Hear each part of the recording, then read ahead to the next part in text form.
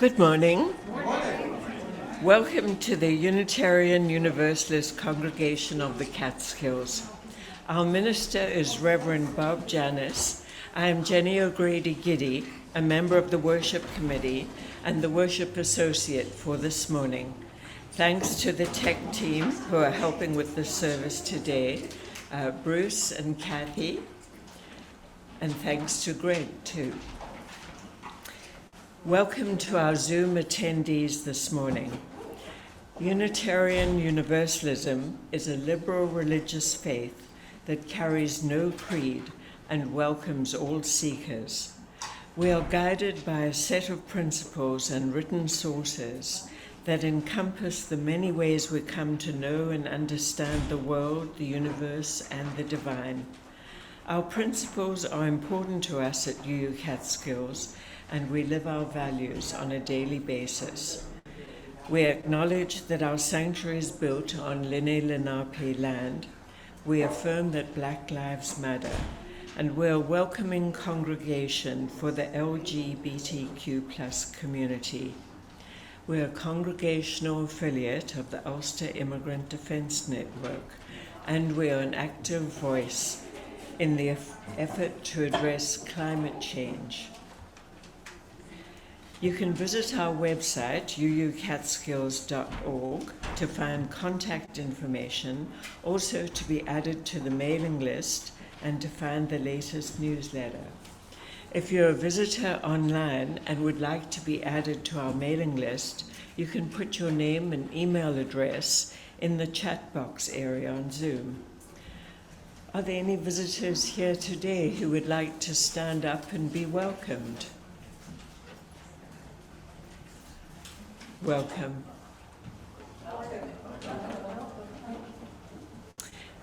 We encourage you to read our newsletter that members and others on our distribution list receive by email. It's also found on our website. Weekly updates are sent by email, and there you'll find events for the coming week. The events are also written on the back of your order of service, and we show them on slides prior. Mark Hohenstein, President of the Board, for an announcement.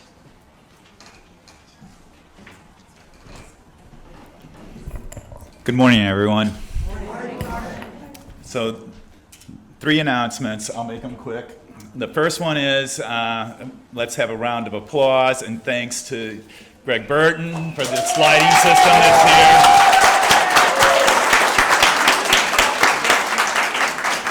A lot of hours went into this and a lot of work, and it looks great. The light feels great too. Just don't turn the strobe on me, Greg. The second order of service is today is the annual meeting, as I hope most of you know. So following the service, we have our annual meeting. We do need to have a quorum of members in order to have the meeting, so please stay around and engage, participate in our annual meeting. There's a lot of really important things for next year, so have a voice and please attend. And the final thing is that next Sunday, as you all know, is Reverend Bob's last Sunday with us. There's kids out there, Bob. But we're going to have a celebration for Reverend Bob, and you all should know 2 things. The first thing is, and he knows about this, so you don't have to be sneaky about it, there is a card back in the admin office that's from the congregation at large, so please try to find the time to get back there and sign the card for Reverend Bob. It is on foam board, which means you have to press lightly, not too heavy, or we're going to puncture it. But please try to do that. It's a nice momentum for him. And the second thing is, Coco's putting together the party celebration. So if you want to contribute in any way by helping out or by contributing for a potential gift, that would be appreciated. And otherwise, let's get on with the service. Oh, I just had one announcement, not about the party next week. I'm glad I knew about it. Where's Reverend Diane? Diane Dashin and I we've got a letter prepared, and I have to thank my dear colleague Rabbi Yael, has been trying to address gun reform in the wake of everything. And so we have a letter going to the New York State senators to try and get gun reform going. The time is way past. It's time to. So we have the letters, we have the envelopes. If you'd like to be a part of that, just see Diane after the service. And I'll be standing over there also. He's standing over there. I just wanted to see the lights. These are amazing. Wow, fantastic. So good to be with you. I'll turn it back over to Jenny. Thank you, Jenny. Now we'll have the prelude, Forest Symphony, lyrics and music by Anna White, performed by Anna.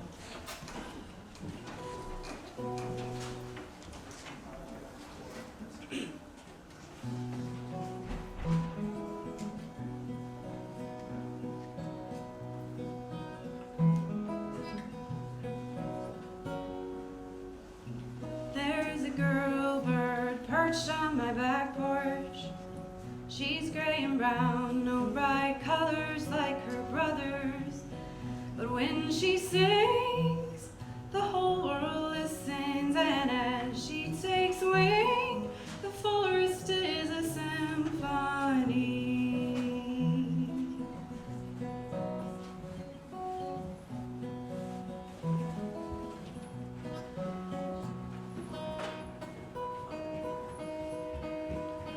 There's a cricket somewhere in the grass. They are hiding so the spider will not find them. But when they chirp, the whole world listens as they dig in the earth. The forest is a symphony.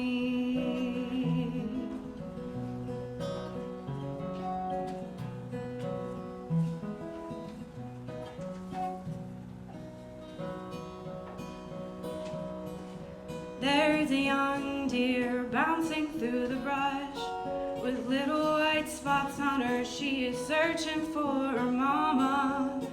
And when she calls out, the whole world listens. And as her mama answers, the forest is a symphony.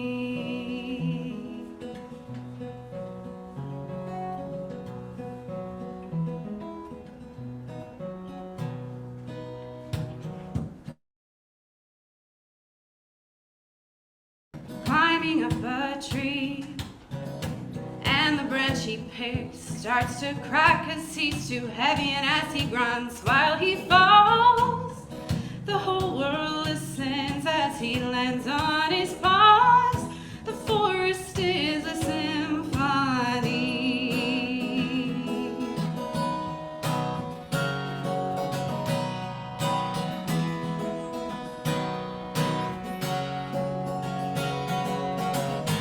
As the sun disappears behind the hills, all these sounds get louder and clearer, as if to say they've been here all along and they'll still be here long after we're gone.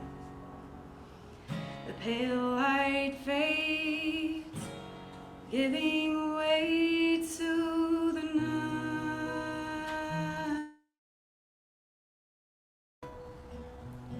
There's a shooting star across the sky after drifting for 100 million years and more in miles.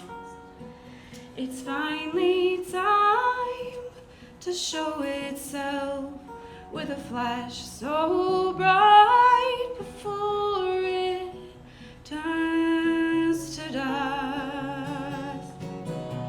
And the forest sings a eulogy. The cricket is the rhythm, the deer rhymes, the bird sings, and the bear below bellows a melody so sweet and so kind. There's a girl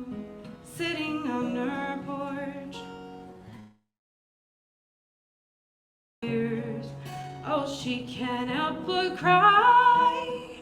As she listens, she feels like she could fly when the forest sings its symphony. And the forest sings in concert with the wind. Cicadas hissing, toads ribbiting, fox kids barking, and the dogs howl at the moon. And the tight waves rock the lake and the loon. The deer rhymes, the bird sings, the bear takes the melody. The forest is a symphony.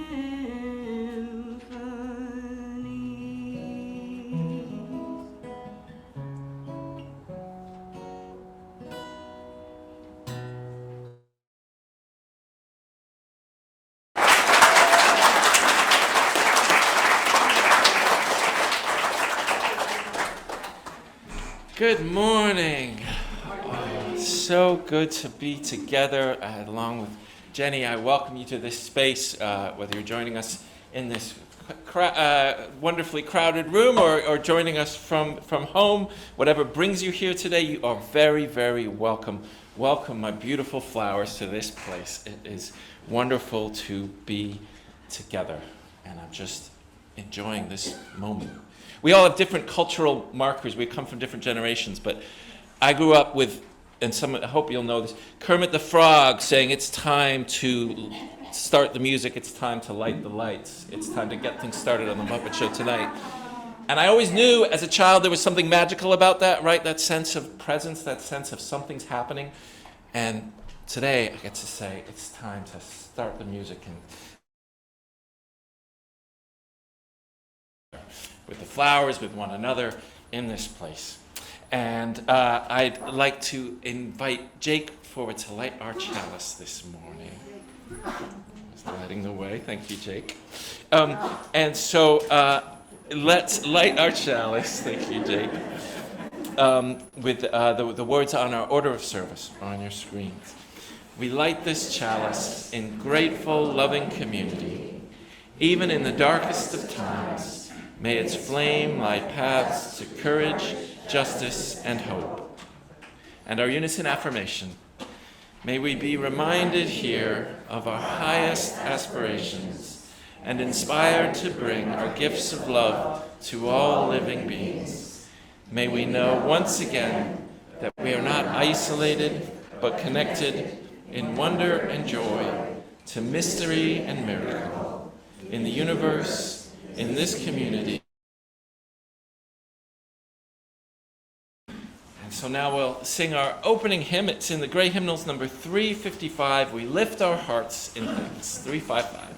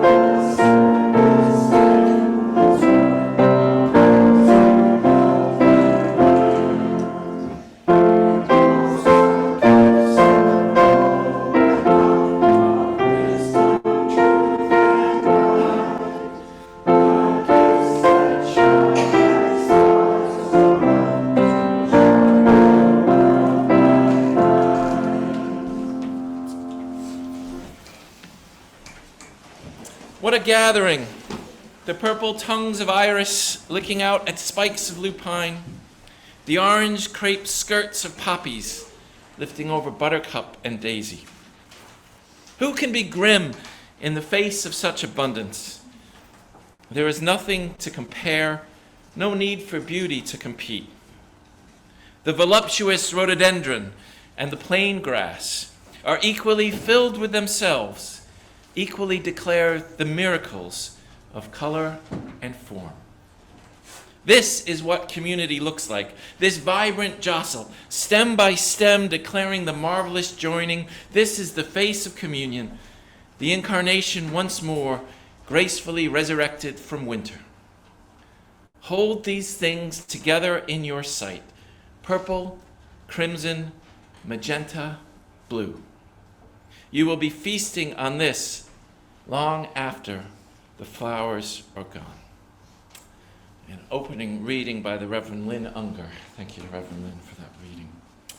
So I thought this is our flower ceremony, or sometimes called flower communion, that we're celebrating here today. And it's a ritual that we celebrate every year. And it's important to tell the story of why we do this and why we celebrate this. And does anybody know what number flower communion this is? This is a hard one. 100. Correct.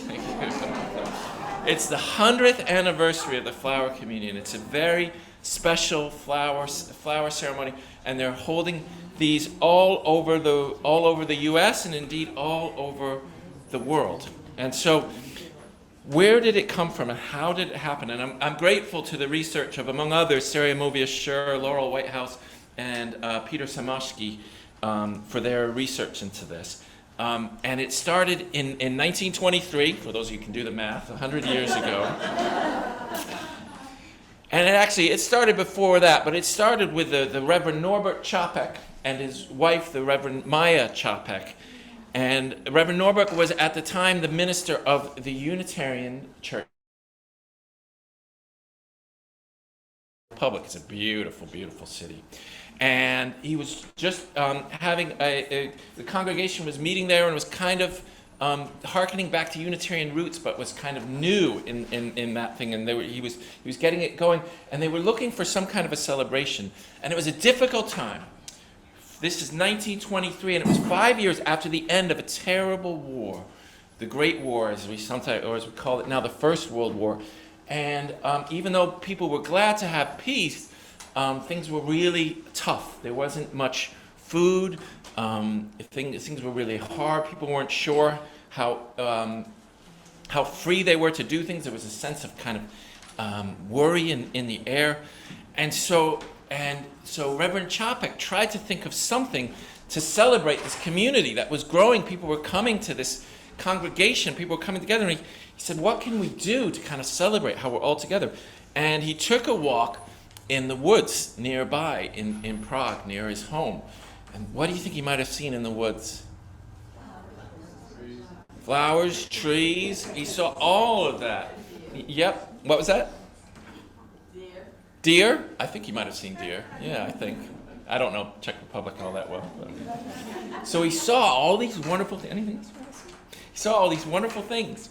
And in fact, there was a little girl who gave him some flowers, who was passing on. In fact, I did not know this when I wrote. Somebody gave me these flowers on Thursday, so thank you to the little girl who gave me these. And it was, when I was reading the story, I thought, how serendipitous. How lucky. And so Čapek had the idea because he thought, you know how every flower and every twig and every petal, everything special, everything on its own is wonderful, just the way it is. And so he told the congregation, in a twig, it doesn't have to be a flower, bring in whatever you like and we'll gather it together. And he gathered it all together, and then he passed them all out into the congregation. And he called flowers a hidden cry for harmony with the infinite, which means it reminds us how we're all part of something beautiful. We're all part of a beautiful garden. And so he started. He said a prayer over the flowers. So I'm going to say this prayer, and then I'd like if any of the children, or it doesn't have to be children, children at heart, would like to help me pass out the flowers, if you'd like to. I'm going to ask you in a second to pass out the flowers. But this is a prayer from 100 years ago that he wrote on that things. He said, "Infinite Spirit of life, we ask thy blessing on these, thy messengers of fellowship and love. May they remind us, amidst diversities of knowledge and of gifts, to be one in desire and affection, and devotion to thy holy will. May they also remind us of the value of comradeship, of doing and sharing alike. May we cherish friendship as one of thy most precious gifts. May we not let awareness of another's talents discourage us or sully our relationship, but may we realize that whatever we can do, great or small, the efforts are all of us are needed to do thy work in this world." So now we're going to pass out the flowers, and if there's a special one you've got your eye on, you can say, but sometimes with gifts and everything else, you kind of, you go with what you get, right? Would anyone like to help me pass out these flowers? Thank you. Now everybody, come on up if you'd like to help. And if you'll give one to every one of these wonderful people here, and just give one flower, or donuts might help. Why don't we, you want to walk around with me? Yeah, if you want to walk around, if you maybe can hand them donuts out. hold the vase.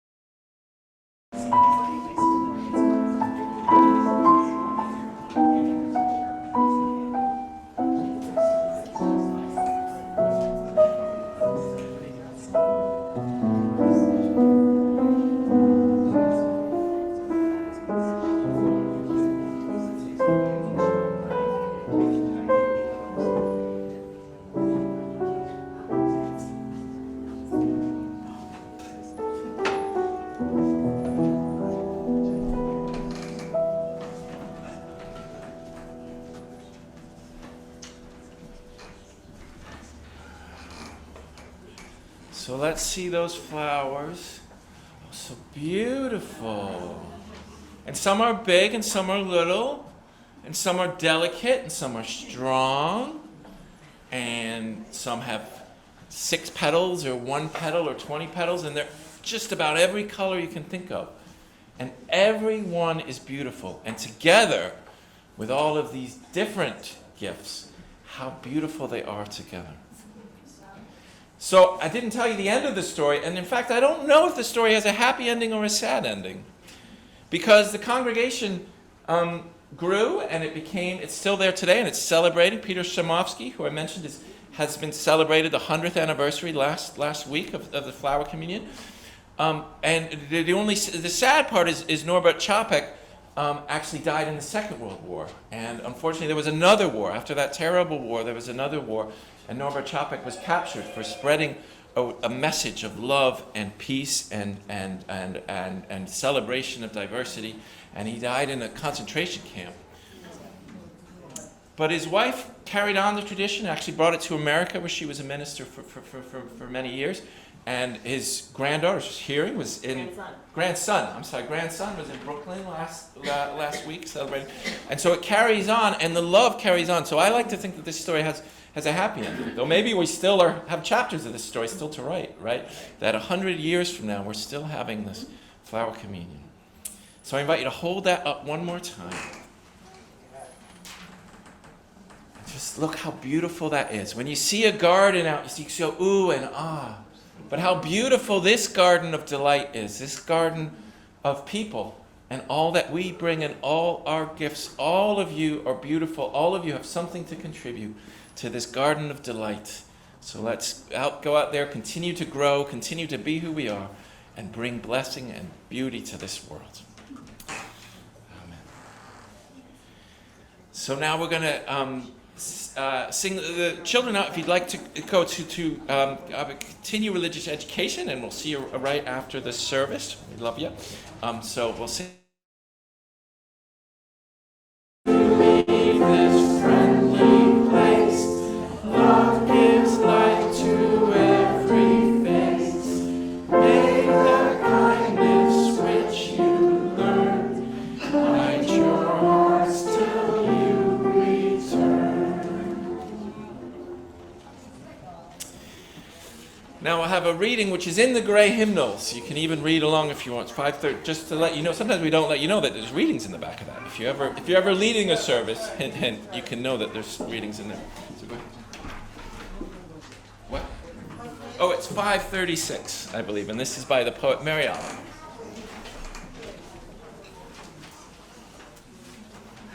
Just looking at this flower just reminded me of the William Blake poem. I'm sure you know it, to see the world in a grain of sand and eternity in a flower.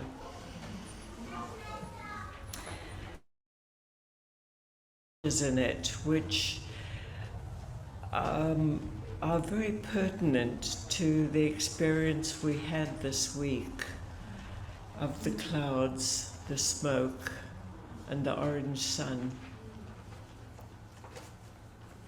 Every morning, the world is created under the orange sticks of the sun. The heaped ashes of the night turn into leaves again and fasten themselves to the high branches, and the ponds appear like black cloth on which are painted islands of summer lilies. If it is your nature to be happy, you will swim away along the soft trails for hours, your imagination alighting everywhere. And if your spirit carries within it the thorn that is heavier than lead, if it's all you can do to keep on trudging, there is still somewhere deep within you a beast shouting that the earth is exactly what I wanted. Each pond with its blazing lilies is a prayer heard and answered lavishly every morning. Whether or not you have ever dared to be happy, whether or not you have ever dared to pray.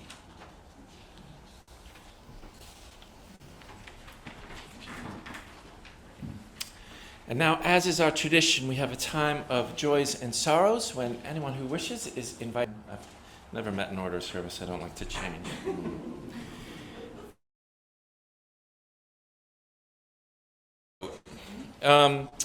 Some of you were at the creativity service 3 weeks ago, and you wrote a poem. And I took a look at it, and I think it will work. It's a little stream of consciousness, but it's wonderful. So I invite you to just breathe in and breathe out, and it actually applies to the theme. It's a very nature. Just think of this nature scene and allow yourself to be at peace in this garden of delights. This is written by the UU Catskills Congregation, a poem, and then we'll have a time of silence followed by our meditative hymn. The wind raged. I walked away. Will it follow me? And her roots anchored down, her limbs trembled aloof. I am walking away, lifted by her strength. Earth supported me and healed me. You, my dear. Rocks speak to us. They glisten like a necklace along the shore. Feeling the warmth and smooth surface, hearing the songs of the birds singing. The keepers of the secrets, they whisper if we listen. Flowers greeting us with their silent beauty. I am a flower, delighted with bees. The day sang to be, and sunshine brightened the cave. The wind has strengthened me in ways I hadn't anticipated. And the children sang and danced. Tree, and then another. I turned around and embraced the love standing right here. The fairies in the meadow danced on the morning dew. And sometimes, not knowing what to say was good enough, because the wind will guide me.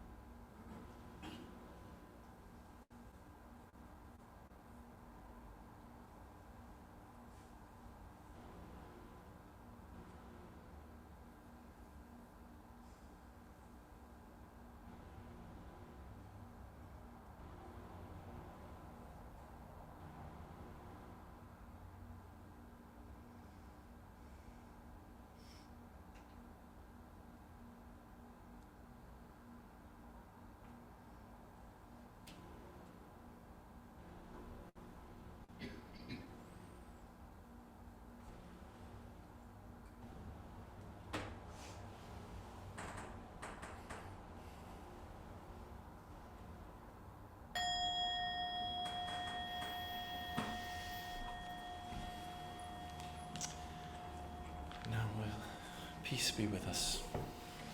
Now we'll sing our meditative middle hymn, We Are Living Earth. It may be an unfamiliar tune, so Catherine will play it through once. And the lyrics are on the back of the order of service.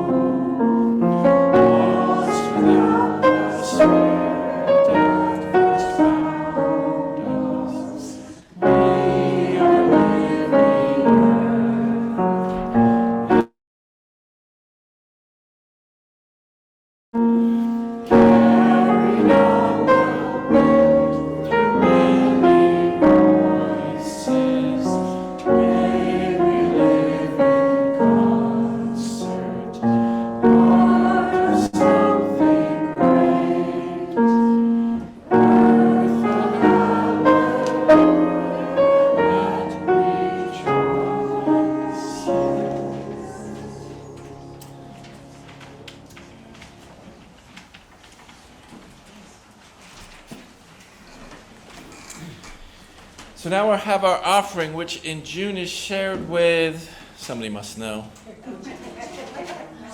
the LGBTQ Center in downtown Kingston.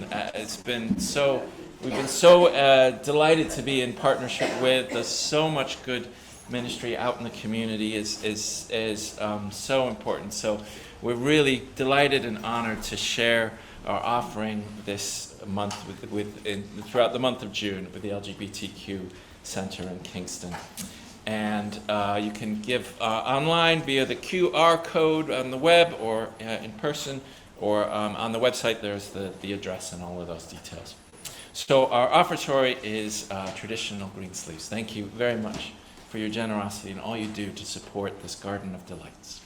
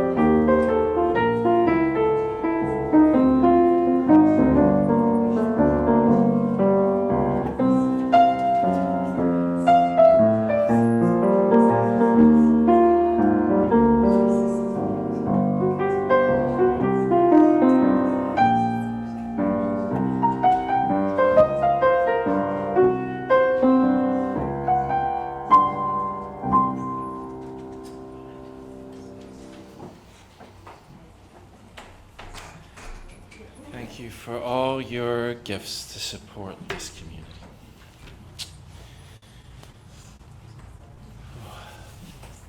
So as you heard earlier, this is the 100th anniversary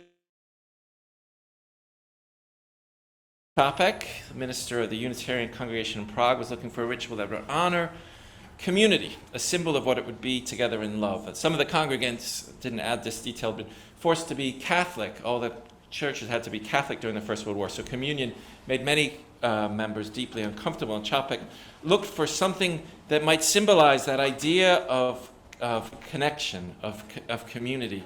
And out in the countryside, he saw flowers in bloom, and he had all the inspiration he needed. Each one of us brings something to the whole, a garden of delight, or as the poet puts it, a forest symphony. So it was 100 years ago today. Well, it was actually 100 years ago last week. It was June 4th, 1923, not June 11th, for those being particular, when the first flower communion was observed. So if the Čapeks were watching from wherever the heavenly realms are on June 4th, 2023, they would note that this congregation was not. Instead of services here in this building, well, some of us, and by some of us I mean Greg, were at work until about 3:30 every morning putting this up, in a monumental effort of kindness. Just once, okay, fine. Just many nights he got home by 11, but thank you, Greg. An amazing thing. Meanwhile, the rest of the congregation was at New Paltz, where they celebrated the existence and lives of lesbian, gay, bisexual, transgender, queer, questioning, and intersex people in the LGBTQIA+ community. At New Paltz, this congregation was surrounded by a different kind of a garden that was every bit as beautiful. Color and life, vibrancy, and personal growth. And I feel sure that Reverend Norbert and Maya Chapek, were they alive today, would be delighted to know that the flower ceremony they created is still going strong, and I would beam with pleasure and delight and pride to see this congregation at Pride, at what I hope will be a tradition. And I was deeply sorry not to be there, but I also felt like, in a way, it was kind of fitting, because I'll kind of be with you in spirit in many times to come, and feel like, be sorry to not be there, but also celebrate who you are. As we said, Norbert Chapek lived his values right until the end. He died at the hands of hate. The Nazis said he was too dangerous to be allowed to live, and he died in the Dachau concentration camp. And right until his capture, Chapek preached how each of us was important.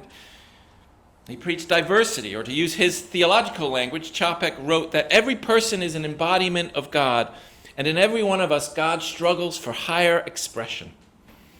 Chapek knew, in other words, that diversity wasn't just a nice corporate buzzword or an advertising.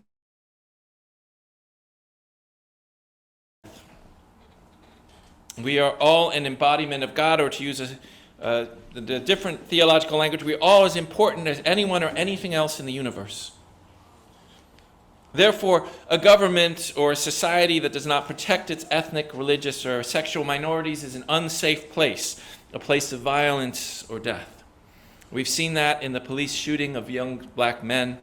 We've seen that in the assault rifles in the hands of anti-Semites in our synagogues. We've seen that in the anti-trans, anti-gay, anti-queer violence.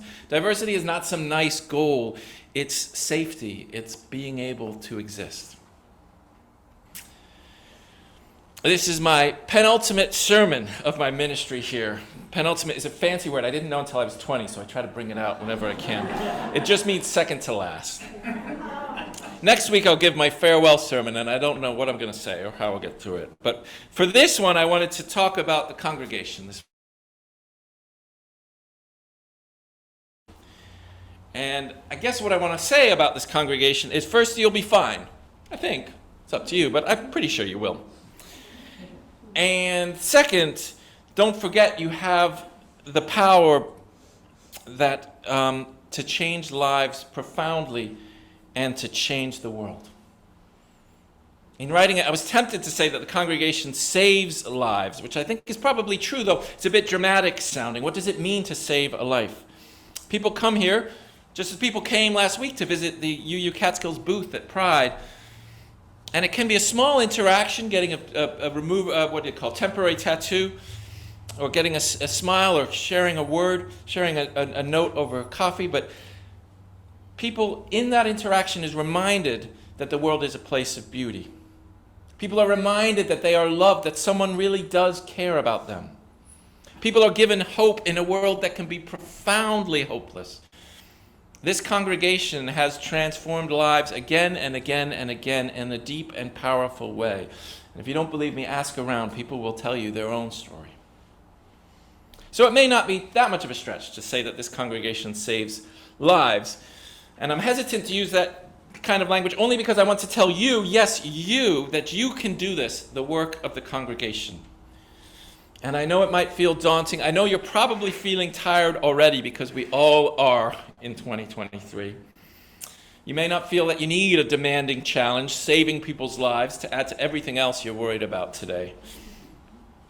So I don't want to make it sound too grandiose, too impossible to reach.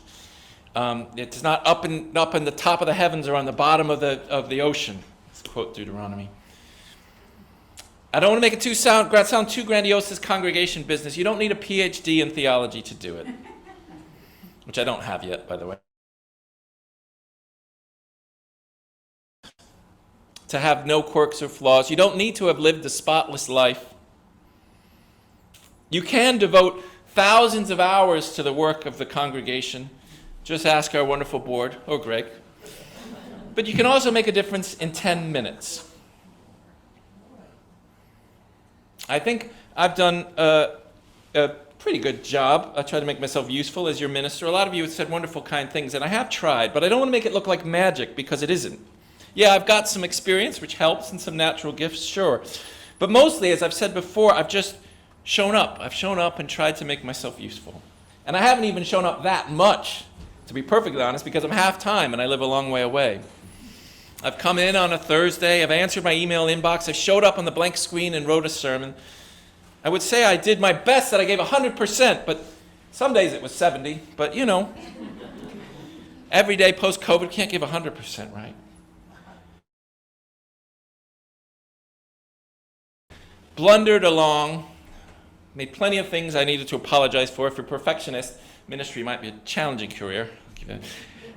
And even so, I was able to make myself useful. But this sermon is about you, not me. So I wanted to share a little of what I know about how to do the work of congregations, which is something many of you already know very well by heart. So consider this a reminder. And some of this may be in the annual report, which I know you've printed out and put on your refrigerator and referred to many times. So apologies for the repetition. I've learned over the years to take the work of congregations both seriously and also not seriously. And if this sounds paradoxical, it is. The great Chinese mystical text, the Tao Te Ching, says, do without doing. Wei wu wei. Do without doing. Does a river try to be a river? Does a tree try to be a tree? I don't know, maybe? And yet it accomplishes it a lot. I love from St. Francis de Sales. Be who you are and be that well. Very apropos for pride as well. Don't force yourself to be someone you're not. Just be who you are and be that as much, as boldly, as fabulously, as humanly possible. That's the goal. Spirituality has a role to play at congregations, of course, because we don't always know who we are. Not really, deep down, not all the time. We forget. We forget our own power, that we can make a difference. We forget our own vulnerability, and that vulnerability is not a bad thing. When we sit down at the congregation, when we sing together, or when we take a walk in the woods, or simply take a quiet moment in the evening, all of these spiritual moments, we begin to remember who we really are. We glimpse something of the wonder of the universe. We might glimpse something of the beauty within.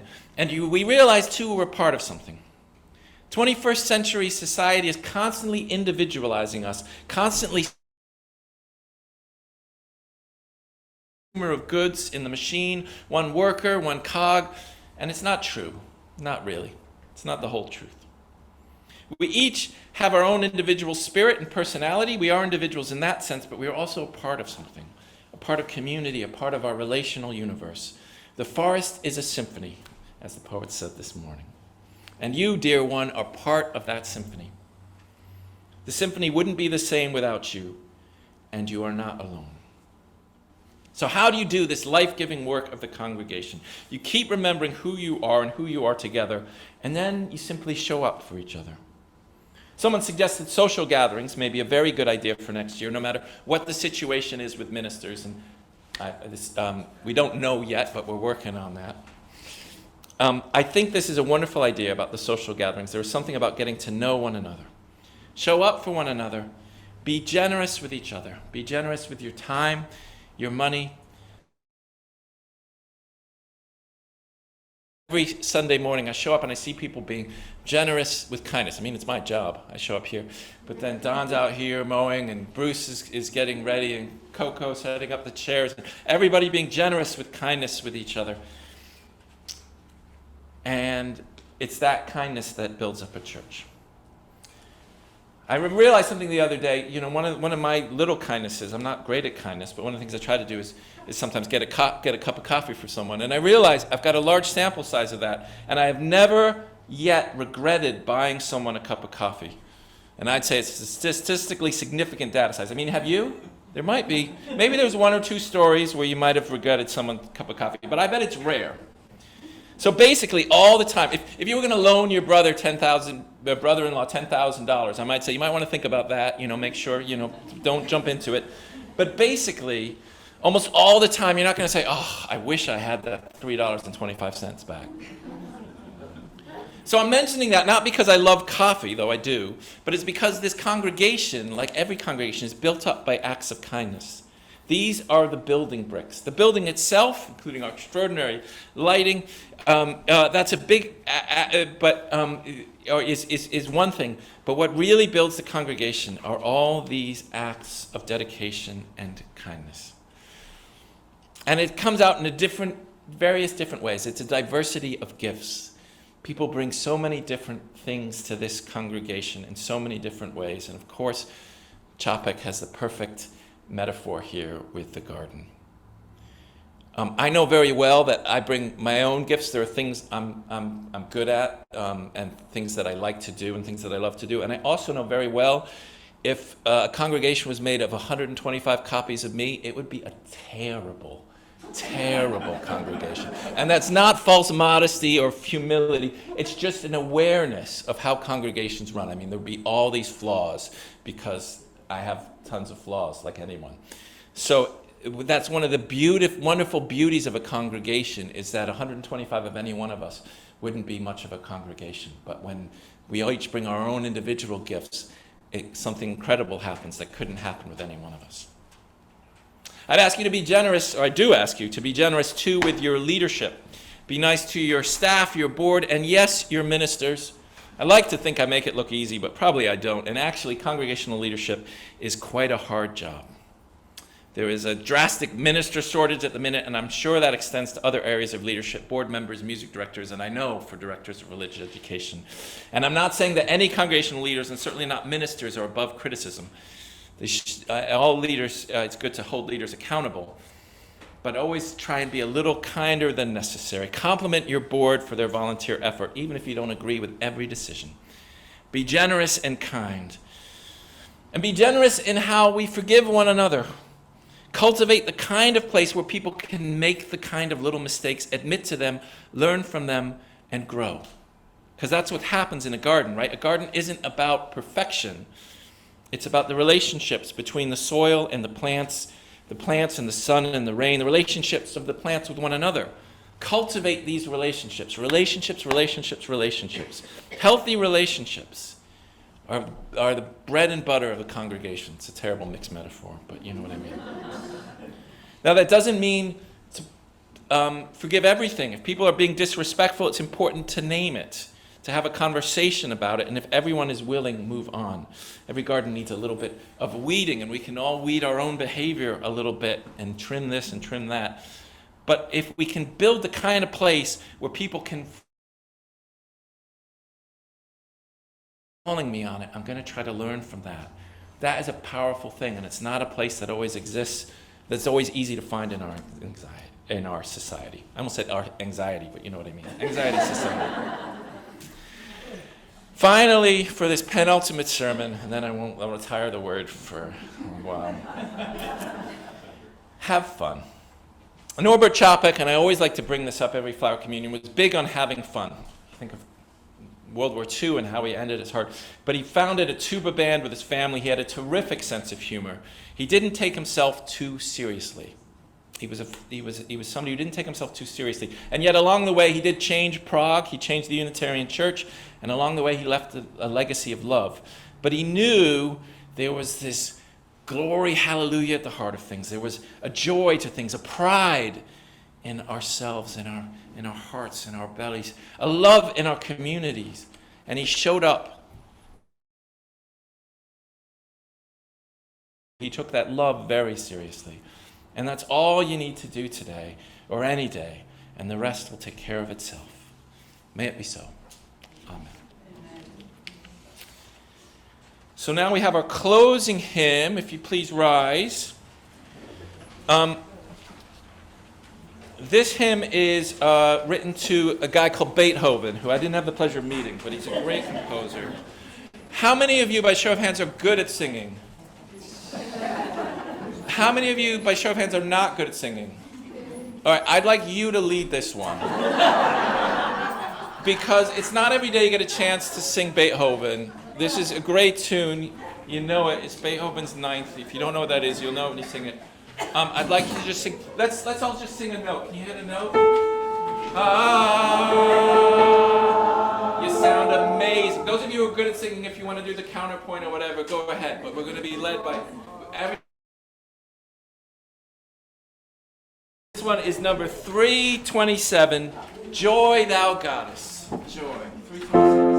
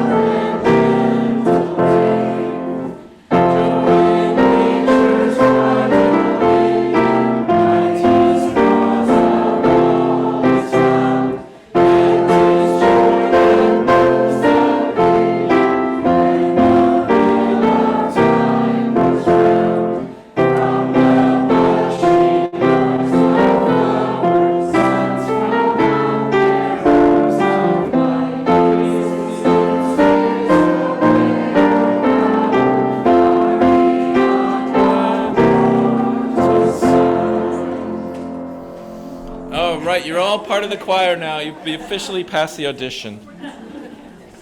Words of Norbert Chapek that he wrote near the end of his life from a prison cell. Even though 1,000 times disappointed and fallen in the fight, even though faced with a world which now seems worthless, I have lived amidst eternity. Be grateful, my soul. Be grateful, my soul. I have lived amidst eternity. Amidst the eternity of the flowers and the stars and the people and the music, we have lived and we live today. Let us be grateful and let us live that love out loud and proud. Let us love the world with all our hearts. Amen. Amen. As we extinguish our chalice with these words, we extinguish this flame, but not the light of truth, the warmth of community, or the fire of commitment.